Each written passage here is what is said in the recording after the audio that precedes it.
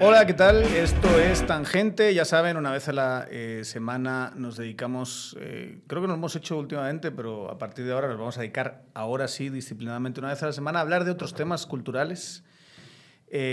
Suscríbanse, va muy bien. Casi 1000 nuevos suscritos esta semana en nuestro canal de en 5 días. Obviamente es semana de primera ronda, no nos va a pasar todas las semanas, pero estamos muy contentos. Suscríbanse también a plataforma de podcast favorita, Tangente GT, síganos en nuestras redes sociales. Hoy retomamos los programas culturales después de esta vorágine electoral que hemos tenido. Y saben ustedes, los que seguían el cultural en Tangente, Fíjese que en la radio, saben que teníamos algún talento cultural ahí, ¿verdad? Teníamos especialmente a una persona que se llamaba Arnoldo Gálvez, que nos traicionó. Ah, ¿está vivo? Está vivo. Ah, bueno. Pero es un traidor. Ya. Y que le queda claro a todo el mundo que es un traidor, ¿verdad? Yo creo que lo ubico. Sí, ¿te suena? Me suena. Mal escritor, hay que decirlo. Pésimo. No digas lo contrario. No sé. No digas lo contrario. Entonces, ahora, como tenemos que seguir conos en Arnoldo Gálvez, conos en Julio Prado, digamos, ¿verdad? Tenemos que seguir adelante. Hemos invitado al rey, yo diría al rey del Twitter guatemalteco, ¿puede ser? Joven promesa. Presidente. Tú dijiste siempre presidente, ¿verdad? Yo siempre dije que era presidente. Ahorita, pues igual, o sea, con este tema electoral, afortunadamente, pues no hay elecciones en Twitter. Entonces, pues soy déspota y ahí estoy. Entonces eres el dictador de... Sí, exactamente. Entonces yo he visto todo este proceso electoral, pues desde una distancia, sana distancia, viendo pues cómo...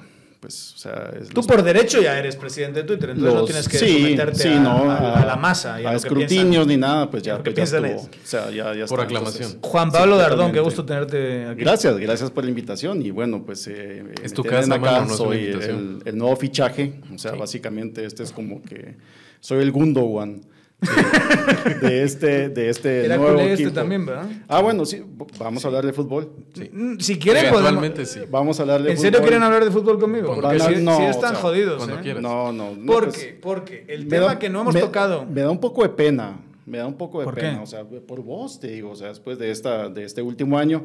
Pero Una liga de mierda, pero no hemos hablado, por cierto, en Tangente, del caso Negreira. No hemos hablado, y a mí sí me gustaría tocar ¿Qué es eso? eventualmente. ¿Qué es eso? No sé. Son ustedes parte del pacto de corruptos. No, Son el equivalente al Vader en Twitter con respecto al caso Negreira, ¿va? No, es persecución política. Es puro fake news. No es existe. puro fake news. ¿Para cuándo la une? ¿Para cuándo la une? No, pero bueno, gracias por tenerme acá. Es un gusto compartir con ustedes. Teníamos mucho tiempo de no vernos. Creo que fue prepandemia todo el tema, ¿no? Sí. Pero bueno, acá estoy. Entonces, pues nuevo fichaje. Ya estoy entrenando. ¿Cómo lo presentamos? ¿Cómo lo presentarías tú? Una joven promesa. Sí. Solo es verlo. Es potencial. Solo es potencial. Lo vimos y dijimos, el muchacho necesita una Sí, oportunidad. exactamente. Hay que ponerlo donde hay. No, y gracias. Siguiendo la tradición de mi equipo, el Barça, pues estamos fichando pura gente pues, que ya va un poquito para afuera, ¿no? O sea... Viene de gente libre. Vengo de agente libre, sí, exactamente. Sí, puro Lewandowski, Gundogan, son así como fichajes rucos, ¿eh? Puro gato un día apareció en la puerta, le empezaron a dar de comer y ya se quedó. Juan Pablo, qué gusto tenerte aquí vos. Gracias. Sí, a Juan Pablo, lo primero, antes que Twitter, era por tu blog Fe de Rata. Eso fue la primera vez que yo recuerdo haberte tenido en el mapa. Sí, justo. Y de hecho, pues el blog nació posteriormente que me echaron de un excelente periódico en ese entonces. Y por eso me echaron. Que era, excelente. que era Siglo XXI. Ya posteriormente pues ya se convirtió pues en el nido de desinformación. Es ahora, ¿verdad? Sí, es un nido de desinformación. Pero bueno, posteriormente a eso pues... Yo creo que pero ya no es nada, ¿o qué es siglo XXI? Debe ser un blogcito ahí. Es un blog. Creo que es como que la cuenta la debe tener alguno de estos fachos y solo cambia la cuenta y se pone a tuitear. Pero esta es la columna Quidón. ¿De quién? Del señor Raúl Falla. Ah, bueno, sí, claro. Ah, no, entonces sí. Entonces sí es una cosa. Una referencia. No, hombre, pues es un bastión de periodismo. Antes. No, pero sí, o sea, posteriormente abro el blog no, o sea, después de mi paso por los medios de comunicación, ya me quedo ahí y me di cuenta que cuando llegué pues al mundo digital en Guatemala, pues todo era monte, ¿no? Y empezamos a construir y bueno, pues a civilizar. Pues heme acá, ya, o sea, Biblia y espada en mano. Claro. Sí. Pues te debemos mucho entonces, Juan Pablo. Gracias por la invitación, pues qué alegre. Pero tú de formación no eres periodista. Pues sí, soy comunicador. Sí, o sea, sí te formaste. Sí, exactamente. Es comunicación e imagen pública, creo. No me recuerdo. Esas épocas eran así, mucha fiesta y tal, ¿no? Sí, total. Pero bueno, o sea, yo de hecho estudié ingeniería, ¿no? Sí, y por eso a mí me sonabas como ingeniero. Por eso, exactamente. Estudié ingeniería mecánica y precisamente de ahí empezó el tema también de amistad con tu persona, ¿no? Que empezábamos a hablar, pues, todo el mundo hablaba de arte y nosotros, qué pinche hueva, hablemos de números.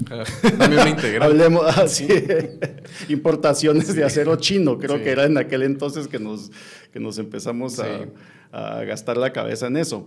Pero sí. Y bueno, pues la ingeniería ha estado, la comunicación ha sido la pasión, pero de fondo es la literatura, ¿no? Es el tema de arte, de cultura, que es lo que realmente me mueve. Sí, exactamente. Pues por eso precisamente te tenemos aquí para hablar de todo y nada a la vez, ¿verdad? Pero digamos, tú sí has escrito. Sí. O sea, formalmente te has sentado y has publicado todo. ¿Qué tienes? En Twitter. En Twitter. Me arruiné, ya no sé. O sea, eso va a trascender. Va a trascender cualquier pinche libro que haga. Sí, empecé como poeta.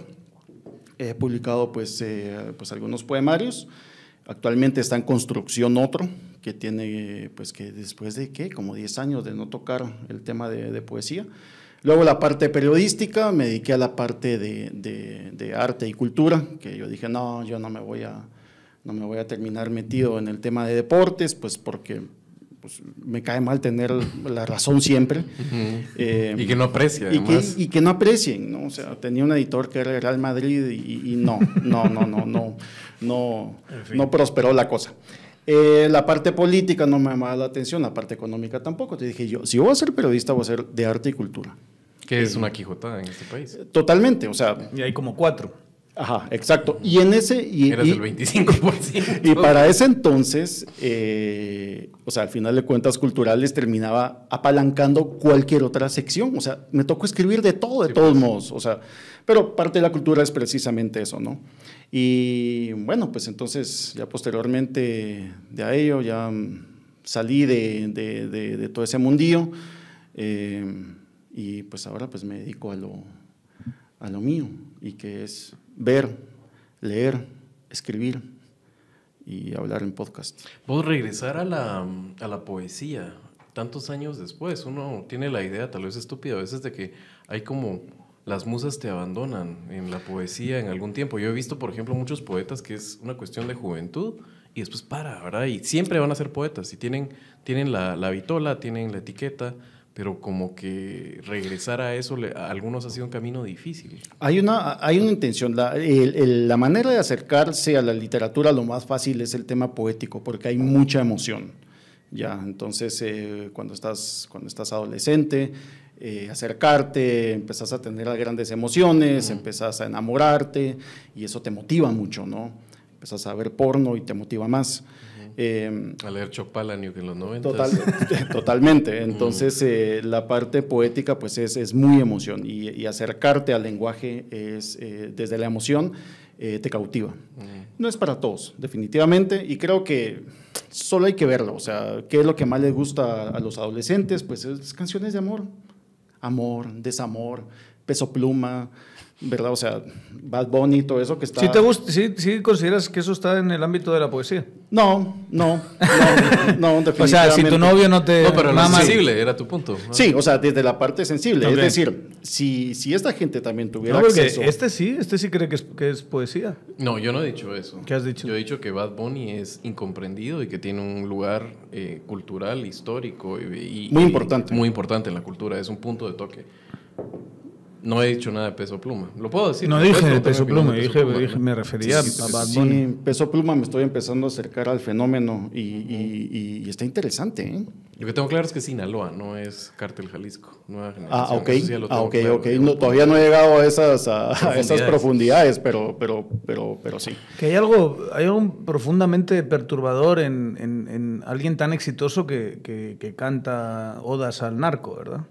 Pero es no una cosa muy, de es una esta cosa época, muy, ¿no? O sea, esa parte sí, de los señores de la cantarle guerra. loas a forajidos, hay una tradición Obvio, bastante. Sí, o sea, lo podemos ver en Johnny Cash. Sí. Ya, o sea, Johnny Cash es un vivo, bueno, era un vivo ejemplo de cómo se puede lograr una carrera muy exitosa cantándole a todo lo que es en contra del establishment, Los outlaws. ¿no? Sí, entonces hay una especie de western ahí medieval adentro de todo eso. Entonces, el tema de la poesía, cuando te acercas a ello, pues desde la teoría poética te habla que el poeta se descubre el mundo adentro de sí, ya. Entonces, empieza a explicar qué es lo que ve y cómo eso le afecta a él.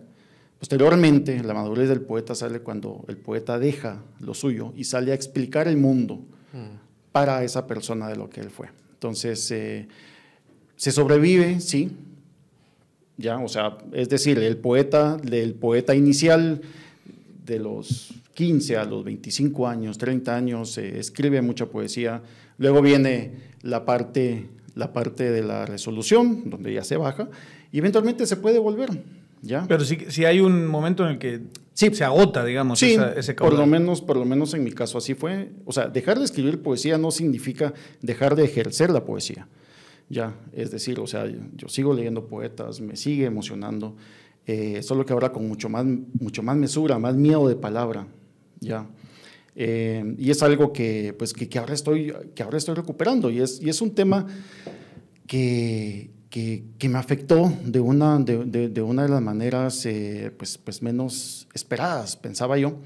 Vi el Alzheimer de mi abuela, hace como 10, 15 años más o menos, ya, entonces pues todo el derrumbe de lo que fue la señora, y ahora le toca a mi madre, ya, entonces ya es un acercamiento, y es algo que pega más cercano todavía, y es fascinante verla, ya es platicar con ella, más allá, te digo, de todo el tema emotivo que hay detrás de eso, pero pues de una mujer, como yo recuerdo a mi madre, ¿no? O sea, con aquella gran memoria y todo, pues ahora va y viene, ya, entonces es una televisión que le pusieron en automático los canales, ¿no?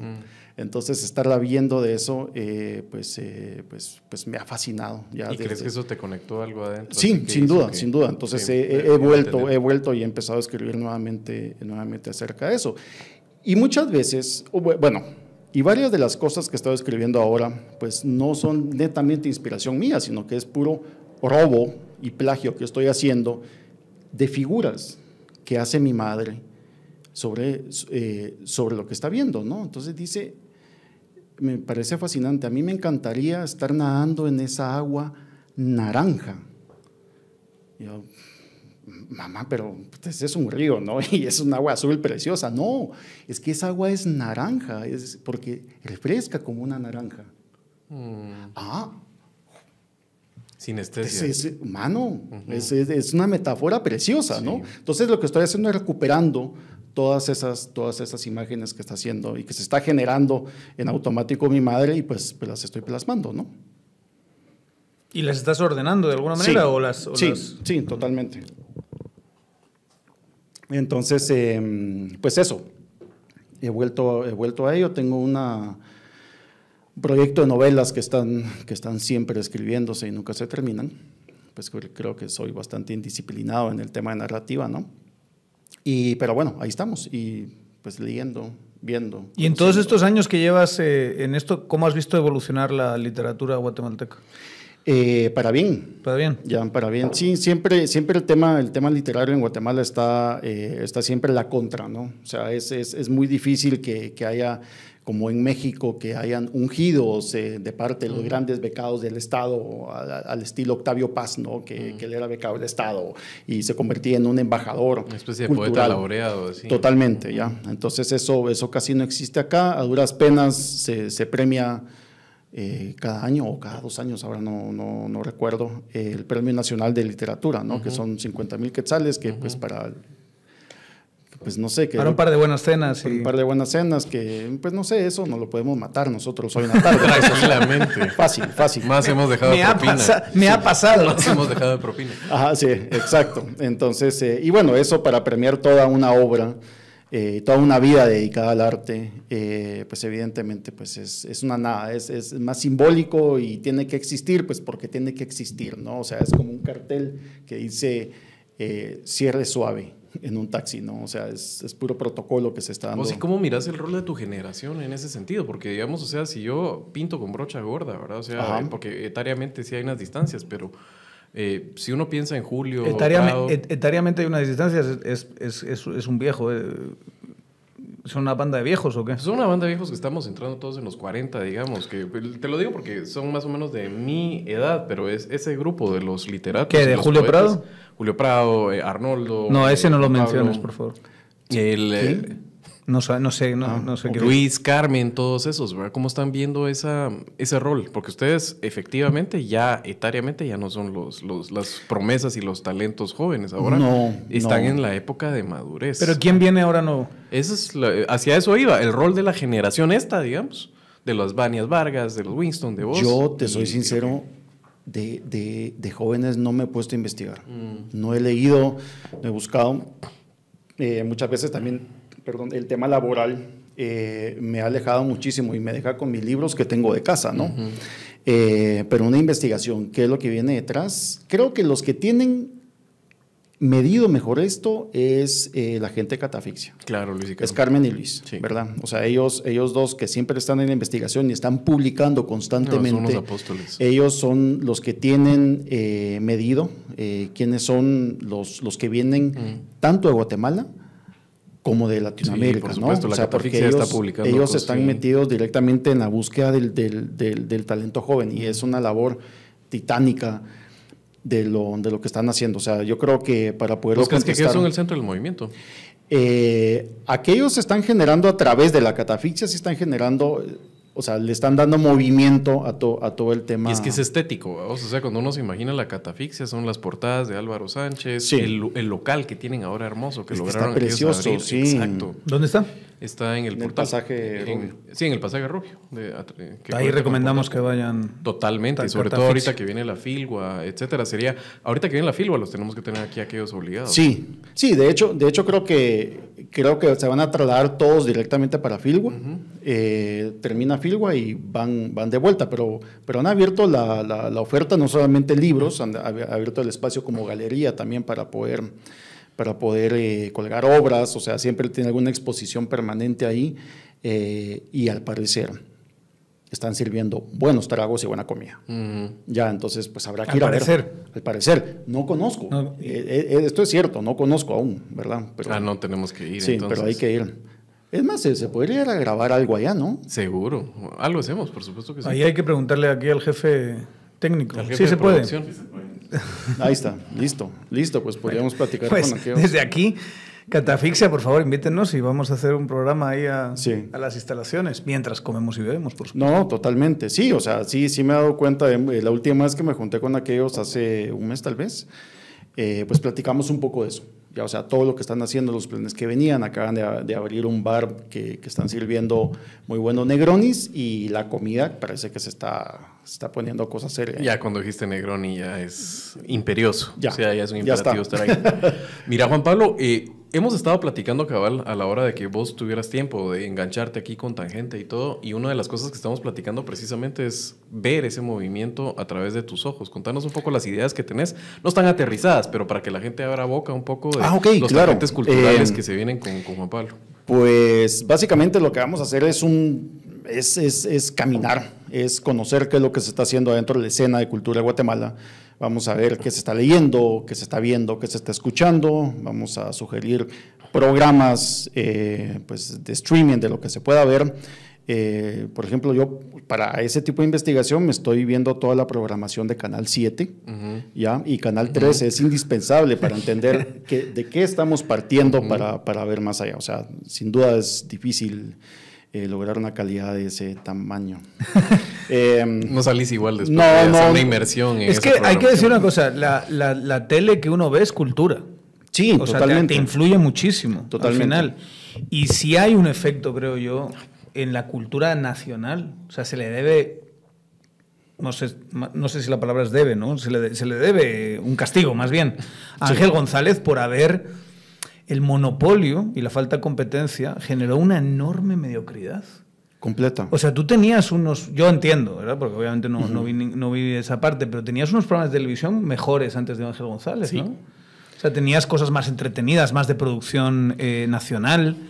Sí. Y lo que hizo él es, al no tener competencia y al controlar el ambiente audiovisual guatemalteco casi al 100%, porque a eso le añades los cines, le añades las radios, le añades todo, lo que metió es un montón de producción mexicana baratona de hace tiempo y te metió una cantidad de mediocridad a lo bestia. Nacional bajó mucho, excepto los noticieros, deportes, algunas cosas. Sí, las cosas de cajón y ya está. Y todo lo demás es mexicanadas online, ¿va? Sí, yo me recuerdo, pues no sé, creciendo a lo sumo, me recuerdo Campiña, que era una especie como Venga con Chalo Venga. Pero Venga con Chalo Venga era una producción anterior a Ángel González, ¿no? O sea, era de una época un poquito anterior y es lo que... Y además tiene cierto mérito en el sentido que Alberto Antoniotti, que de hecho, la idea de Sábado Gigante, hasta el nombre de Sábado Gigante eran de él y fue exitosa. Que es el padre de nuestro querido Ítalo, ¿no? Y con gente con talento en Miami, digamos, para ese público, ¿no? Sí. Pero eso murió también aquí. Sí, totalmente. Ya no,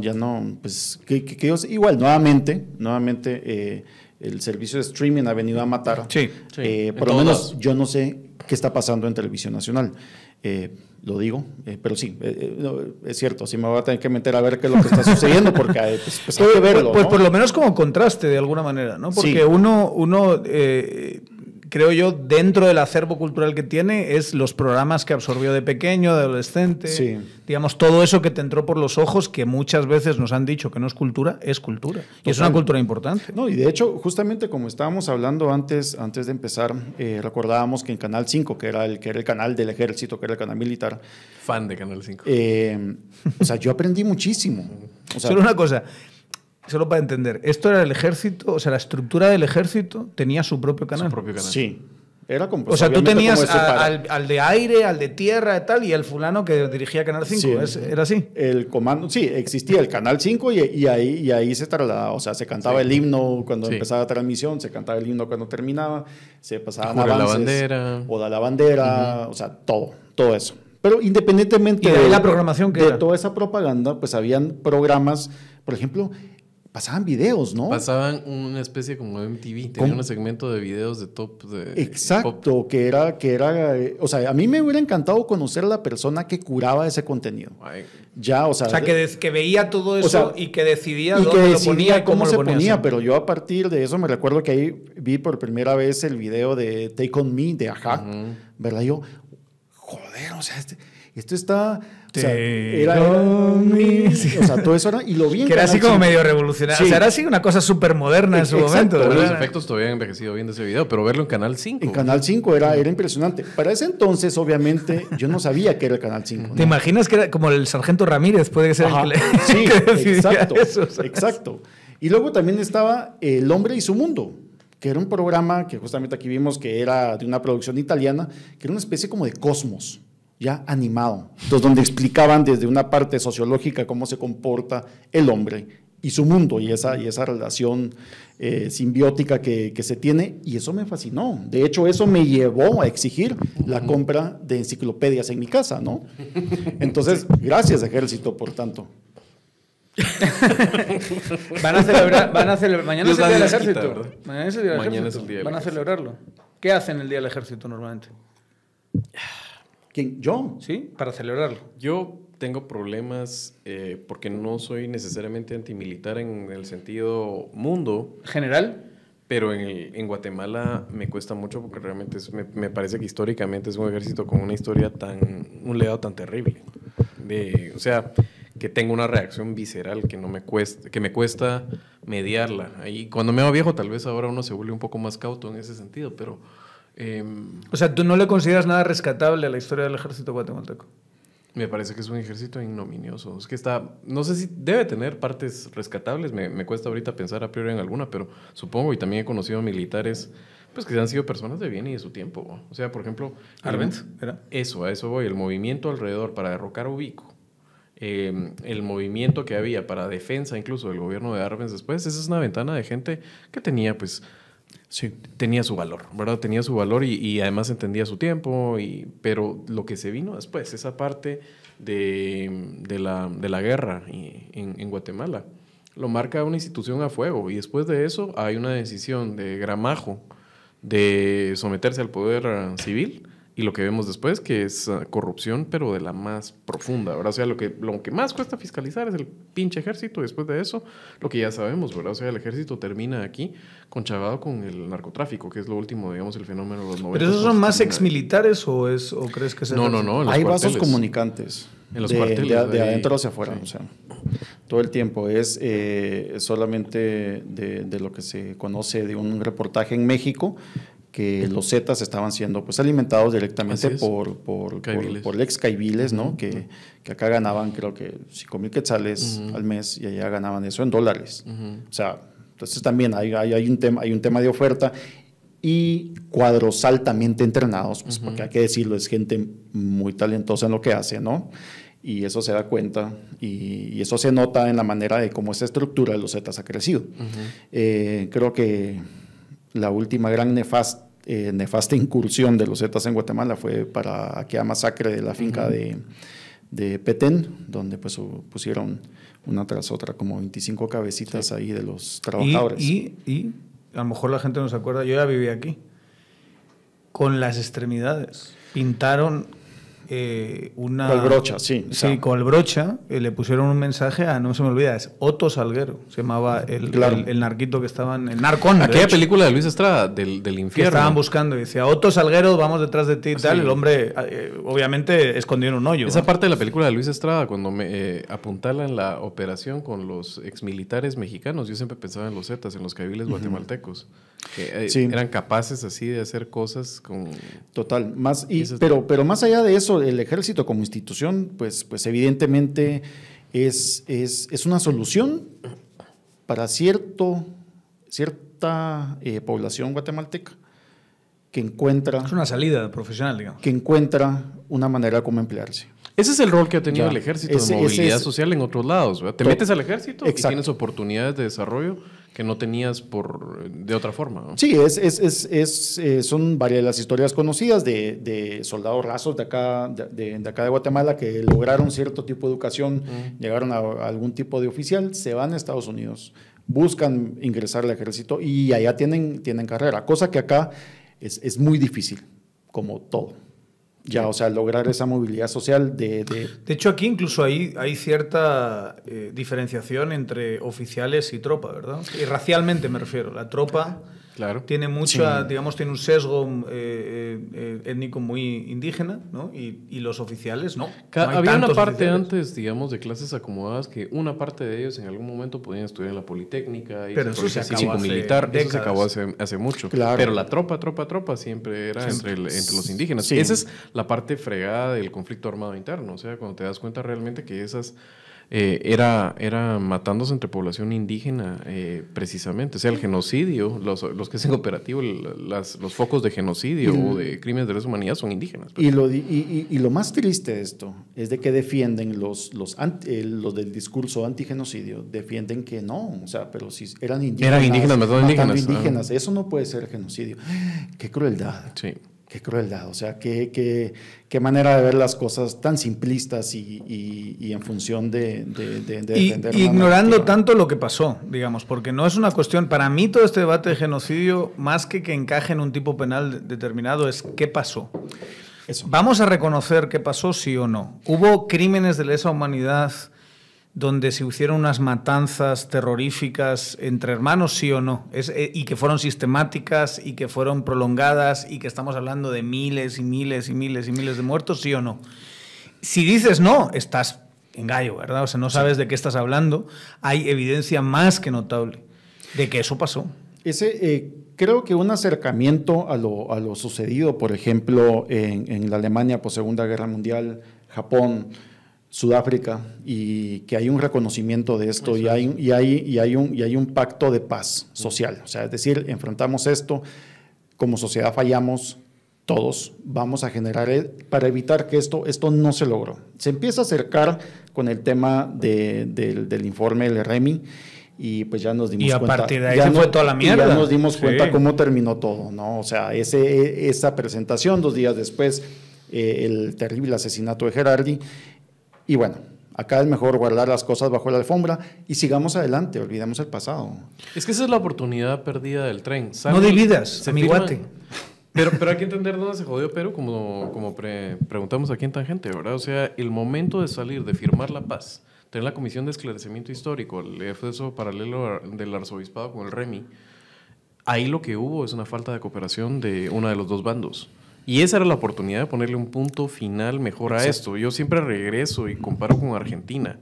Y la actitud, al final de cuentas, porque todo eso lo que desencadena es en polarización, que va cada vez más, que se judicializa el caso del genocidio de Chile. En negación. Y eso, o sea, el tema con Argentina es el juicio a juntas y ver a Videla decir, paren, aquí está la responsabilidad, defiende sus actos, pero dice, aquí está, yo lo hice, las órdenes existieron y lo justifica. Y después de eso, todas las partes quedan insatisfechas. Hay militares condenados y hay gente insatisfecha por eso. Hay gente que quería que se profundizara más abajo de la cadena de mando y cómo se operativizó, quedan insatisfechos. Y aquí en Guatemala, pues yo creo que todos vimos ese juicio en lo cual hubo varios errores también llevados por la misma judicatura, pero al final de cuentas era gente que estaba muy claro que había cometido barbarie y negándolo. Ese es el contraste que a mí todavía me choca, es cuando hablas con gente y te dice, Ríos Montt es un héroe y merece una medalla al centro del pecho. Pero esa no fue la defensa de Ríos Montt. Sopero, precisamente porque lo que había que hacer era combatir comunistas y hubo de los dos lados. Y Ríos Montt no dice eso, sentado en el juicio. Lo que dice es, yo no sabía, saber qué pasó abajo. Sí, pero nuevamente, o sea, volviendo al tema del gran personaje nacional que es el ejército, ¿ya? Está compuesto de muchas cosas. O sea, evidentemente de gente iletrada que intenta ganarse un plato de comida diaria y a ejecutar. Y son los tropa. La tropa, ¿no? Está la gente que por historia siguen siendo militares. Pues siempre tiene que haber en alguna familia de abolengo, tiene que haber un cura, tiene que haber un abogado, tiene que haber un militar, tiene que haber un médico, ¿no? Pues ahí está. Tiene que meterse a eso. Hay de todo. Y hay gente buena y hay gente mala. Ya, como en todo. Y hay gente honorable. Y hay gente honorable. O sea, yo he tenido amigos militares de carrera y que es gente que está volcada ya hacia eso y dice, pues sí, yo quiero servir, estoy haciendo esto. Todo lo que pasó no fue en mi tiempo. No tengo opinión sobre eso, pero sí estuvo mal.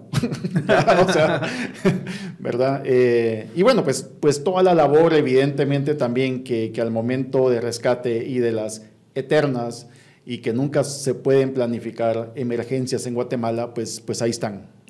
Es un mandato constitucional, pero lo están cumpliendo, ¿no? O sea, están yendo a ayudar a recoger, o sea... Que eso es lo que hace que los guatemaltecos aprecien al ejército de Constitución hoy, digamos. Sí. O sea, yo creo que ahí hay una... cuando uno explora ciertas respuestas de algunas encuestas muy bien hechas y muy de largo plazo en Guatemala, te das cuenta... Tienes a un montón de fachos básicamente diciendo la popularidad del ejército, que la tiene y es innegable, y es de las pocas instituciones que va hacia arriba, digamos que es una apreciación del 65%, tremenda. El fachón de estos inconscientes te dice, no, esto es porque la gente aprecia que nos salvaron del comunismo. Y eso no es lo que están diciendo los guatemaltecos. No. Los guatemaltecos están diciendo, estos fulanos me hacen sentir seguros, estos fulanos cuando hay un problema están ahí, estos fulanos sacan adelante las cosas, porque después exploras otras clases de respuestas. Por ejemplo, en la POP, que es como una de las mejores, si no la mejor encuesta de largo plazo que se hace cada 2 años. Es el Latinobarómetro. Exacto. Son 2 así como estudios sociológicos profundos, bien hechos, que no hubiesen tenido el margen de error que tuvieron las encuestas este año, ¿verdad? O sea, unas cosas bien hechas, donde cuando ya preguntan sobre temas de genocidio, a mí me sorprendió mucho ver que hay respuestas muy contundentes en torno a seguro que sí. O sea, una mayoría de gente diciendo sí hubo ahí crímenes que pueden seguramente encajar en eso. Y es una opinión mayoritaria cuando la ves en esos. Lo que pasa es que el ciudadano medio, que no es como que tiene una formación muy grande, que no se le meten estas cosas, o esa clase de formación, lamentablemente, sobre la historia de Guatemala en las escuelas, cuando ve hoy al ejército, ve esa clase de institución, que le hace sentir seguro, de gente ruda, de gente que sabe ejercer la violencia en un país muy violento con muchísimos criminales, y no está pensando en es que nos salvó el glorioso, nos salvó del comunismo. Eso no es lo que... Hay algo muy importante también que creo, y esta es una reflexión muy mía, que lograr esa aceptación de cargos, ese perdón público hacia los propios hermanos va a ser muy difícil lograrlo. No sé, tendrá que pasar unas 3 generaciones. ¿Por qué? Tienen que cambiar las correlaciones de poder también. Exactamente por eso. Porque el ejército tuvo una función, como lo dijeron en las últimas manifestaciones que quemaron el Congreso los exmilitares, pues nosotros fuimos a defender el poder de los ricos. A defender el poder económico de Guatemala. Así es. De los ricos. Bueno, sí, exactamente. Y es maravilloso escuchar a gente así, ¿verdad? Que lo digan sin filtros, ¿verdad? Entonces, aquí nos jugamos el pellejo y al final el beneficiado fue y sus fincas. Entonces, que el ejército como institución pida perdón de eso significa, o sea, no solo es de pedir perdón ya, o sea, eso significa entonces meterse a el por qué sucedió eso. Y ahí es cuando se empiezan a develar y a pelar la cebolla y vamos encontrando que aparecen pues muchas personas que no quieren figurar y pues que fueron bastante beneficiadas pues durante todo este tiempo de conflicto, ¿no? ¿Cuáles dirían ustedes si tuviesen que recomendar para mañana, ¿no? Quien quiera leerse algunos libros interesantes para entender el ejército, cuáles serían sus recomendaciones? Bueno, a bote pronto los Pelotones de la Muerte de Manolo Vela. Castañeda. Que es como es una especie de perfil psicológico de creo que de hecho más que eso, es la génesis de la patrulla Caibil, que operó en el momento más cruento de la guerra, y alrededor de eso sí está no solo cómo operaba, sino también está la construcción de lo que había sucedido, digamos, en algunas de las masacres más fregadas. El Teatro Ixil, también 2Rs, por ejemplo, que tiene la particularidad de haber sido no contra indígenas, sino haber sido una población eminentemente ladina. Y después el proyecto que me parecía, que ese libro me parece que hay que leerlo, y es donde uno termina... Es el caso más persuasivo de por qué es genocidio para mí. Ajá. Y es porque después de que te cuenta además los horrores, que yo creo que en eso estamos casi que todos de acuerdo, era después el qué hacer con la gente desarraigada y desplazada, los polos de desarrollo.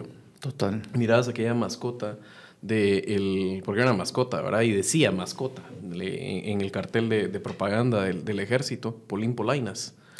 ¿Te acuerdas? Sí. ¿Verdad? Que Polín Polainas antes era de Quiché y ahora no me acuerdo de dónde, si de Escuintla o de dónde. Tal vez digo Escuintla porque tengo en mente una comunidad de los cimientos de Tzununchaj que eran quichelenses y los desarraigan y después les entregan el gobierno de Portillo en una finca en Escuintla, te puedes imaginar, ¿verdad? O sea, el clima nada que ver, la gente, la vestimenta típica y todo. Entonces, cuando miras ese libro, te termina de decir... o de blindar el tema de genocidio, en el sentido no de la escala que uno espera, digamos, es el holocausto judío, sino que es la destrucción del tejido social y de lo que queda es borrarlo y no tienen identidad. Antes estaban aquí, los vamos a tirar a otro lado, les construimos aquellos pueblos artificiales bien cuadraditos, hechos por el ejército. Total. Entonces, esa es la parte que a mí me parece que me abrió los ojos al final, o me dio una dimensión más, después de que el tema para mí me perturbaba desde el juicio de genocidio, y ese libro creo que sale 2014, 15, que me termina a mí de decir, puchica, o sea, ahora entiendo un poco mejor esto. No me lo había dado el REMI, no me lo había dado tampoco el informe de la Comisión de... Que es como verlo un poquito posterior, o sea, las consecuencias sociológicas y demás. No sé si te ocurrió otro. Sí, hay una sugerencia que es uno de mis libros favoritos cuando leí en mi primera juventud, no, pues ahorita ya voy como por la octava, ¿no? Pero siempre en juventud. Siempre, sí, yo tengo 20, siempre, papá. Vas a decir.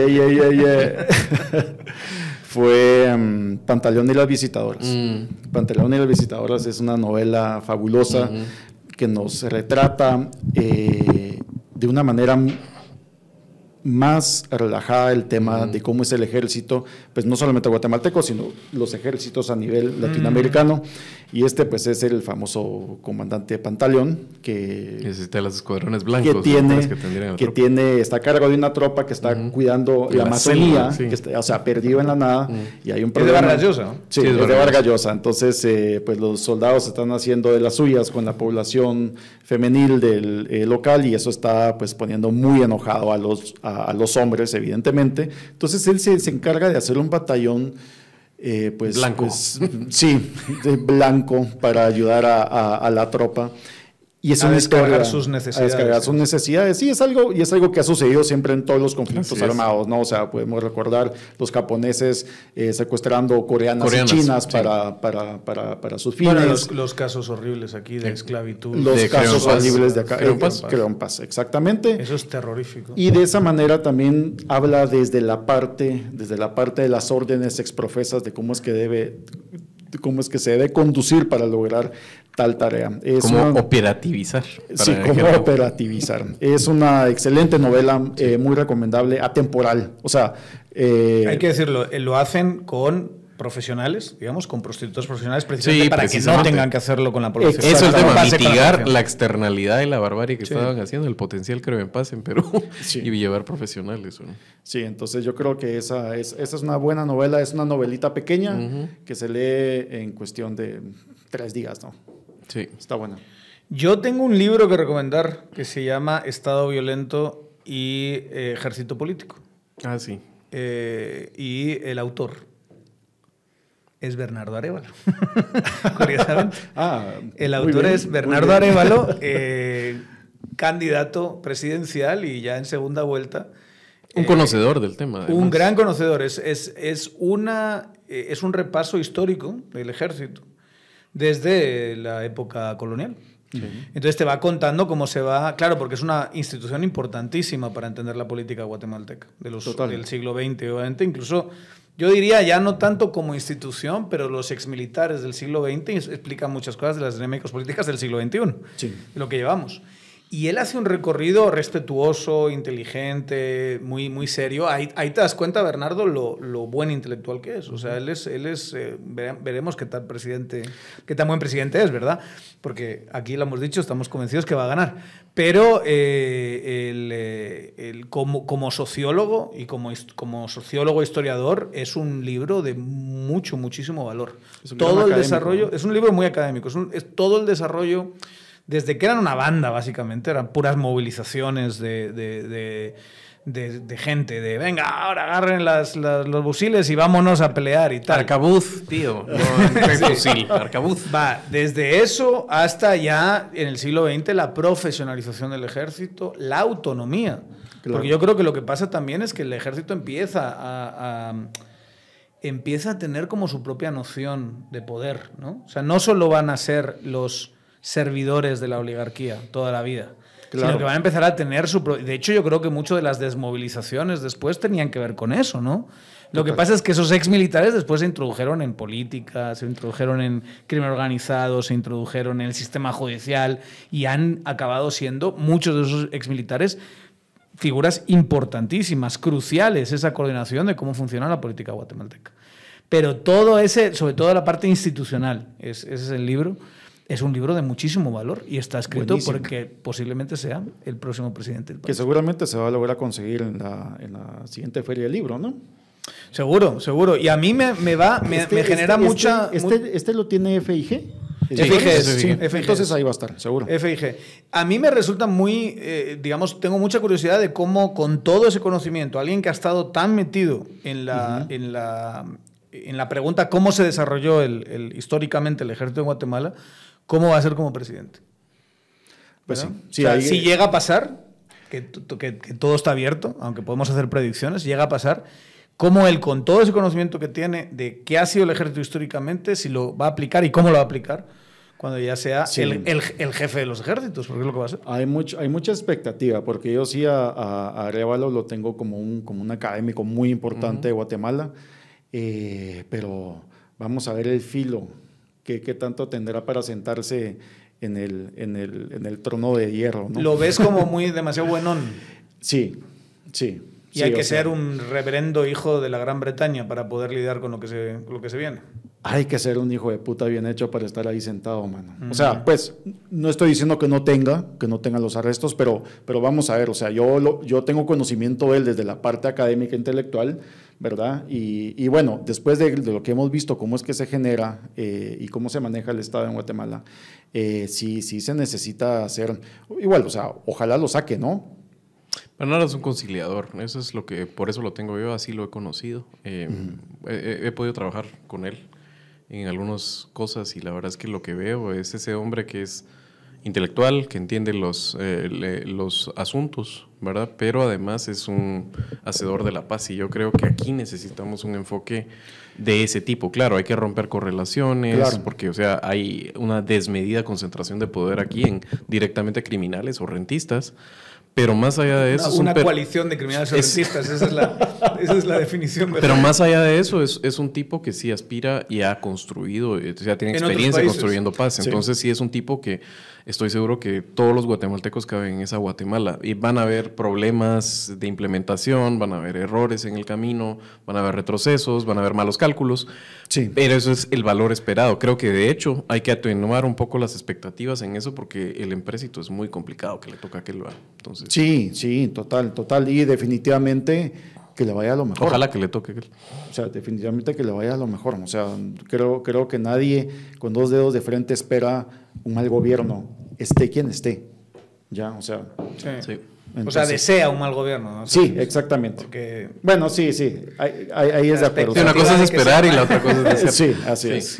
la expectativa de lo que puede ser un gobierno de Sandra Torres es otra cosa, ¿verdad? No, ya lo vimos, ¿no? Sí, lo vimos. Ya gobernó, ella misma lo dice. Y ya nos dimos cuenta. Sí. A mí, ¿Qué es lo que se a viene? mí lo que me parece ya casi como personaje de novela ella. Sí. Es interesantísimo lo que está dispuesto a hacer para tener poder. Digamos, y a mí siempre me fascina mucho esa gente, ¿no? Impresionante. Que un día, de verdad, te Los vistes derechos literalmente LGTBI. o sea, es que se ha puesto a hablar como si fuese Zuri. Sí. Vienen por nuestros niños. Vienen por nuestros Pero niños. fíjate, es que yo me puse a pensar. Hay que decirle, no, el que ganó o el que pasó a segunda vuelta es Bernardo, no Mulet. Pero Eso era para el otro. yo me puse a pensar qué camino a la victoria tienen aparte de eso y no se me ocurrió algo. O sea, Sí. es una persona que ha sido demonizada por la gente que ahora está viendo Va a cómo le promoverla. apoya. La está promoviendo. Entonces, ¿y qué camino tiene, verdad? Eso nunca sale muy bien, ¿eh? Si pasas 20 años demonizando a alguien, en 2 meses la gente no le cambia el chip. Tan fácil. Sí, total. Pero bueno, Juan Pablo, solo para regresar un poco, porque creo que sí es importante que sepamos como qué vamos a esperar de Solo ese... esto, tenemos 3 recomendaciones, que no está nada mal para el Día del Ejército. 3 recomendaciones. ¿No? Y quizá a lo mejor una cuarta vendría, digamos, merecería la pena, que es el REMI, que yo creo que nadie se lo lee. Y que ahí está el Sí. documento, ¿verdad? Está en el, informe línea. de, el informe de la Comisión de Esclarecimiento Sí, Histórico, pues, los dos. Empezar por algo, ¿no? Ahí está en línea, lo pueden buscar. Que esa básicamente lo que te da es la proporción, que eso creo que también es importante, Sí. porque lo más facilón es la gente que te dice fue igual entre los dos lados, hubo desmanes. Bueno, fue un 97, ¿cómo es? Es 93.7, ¿no? Va. 93, no, porque hay un 4% de no se sabe qué bando cometió la masacre o el desmán, el otro es un 3% de la guerrilla Claro. y el resto es... Pero ¿y si es un 70-30, qué pasa? ¿Qué justifica eso? Ese es el tema. importa. A mí eso es lo que me No, parece o sea, fascinante de todo eso. Pero es que también luego del otro lado. Sí. ¿Y eso qué putas? No, yo sí significa, creo que hay una ¿verdad? diferencia que haya la desproporción. Sí, esa. pero imagínate que es Sí, 70-30, sí, 80-20. O sea, lo es mismo, igualmente lo es una mismo, cosa sí. descomunal. Está bien, pero es que cuando te dicen, es como cuando te ponen 2 expertos en la televisión y te dicen, aquí hay 2 opiniones del cambio climático. No, este es un friki que fuiste a conseguir ahí y que andaba dándose fentanilo, ¿verdad? Claro, Y que claro. ahorita tiene un momento de que salió del sopor y el otro es Así, un científico así que me siento respeta yo la cuando comunidad. ustedes defienden a Negreira, el caso Sí. Negreira. Así me ¿Qué es siento eso? yo. Yo Va solo, mano. No sé, no Estás sé. hablando del 33% de esta mesa. No le hago caso entonces a eso. ¿Viste que la proporción importa? Dos ¿Ne contra quién? uno, sí. ¿Ne quién? Ok, pero yo quería un poco más o menos como saber qué viene. ¿Ya tenés planeado Claro. para el próximo Juan Pablo en Tangente? ¿Ya tenés pensado un invitado, ¿verdad? Ya tenemos un Hemos hecho invitado. una tangente ejército, ahora volvemos otra vez. Claro, ya volvemos a la tangente cultura. Tan culta. Oculta. Oculta. Se nos viene, vamos a entrevistar a uno de los artistas plásticos más importantes ahorita en Guatemala. Me refiero, pues no será tan conocido acá, pero internacionalmente el brother está sonando de maravilla. Es Álvaro Sánchez, hay una previa con él, ya está palabrado para la otra semana, solamente quedamos de grabar y pues hablar un poco, una conversación. Yo cuando solía hacer mis tropi entrevistas que publicaba precisamente en el blog, En Fe de Rata. pues él fue uno de los primeros invitados a hablar de ello. Pues vamos a hablar seguramente, ponernos al día de qué es lo que está haciendo.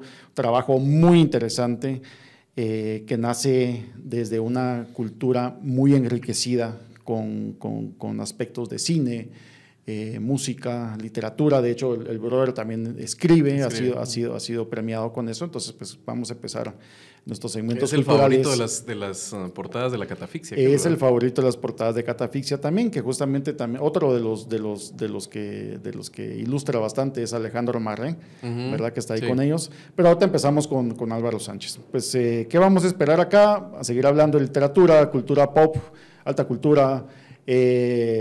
Vamos a recomendar muchos canales de TikTok. No todo es mujeres bailando, mucha. No todo es mujeres bailando. Ni política, ¿verdad? A mí solo me Ni sale política. el Johnny. Cosas así.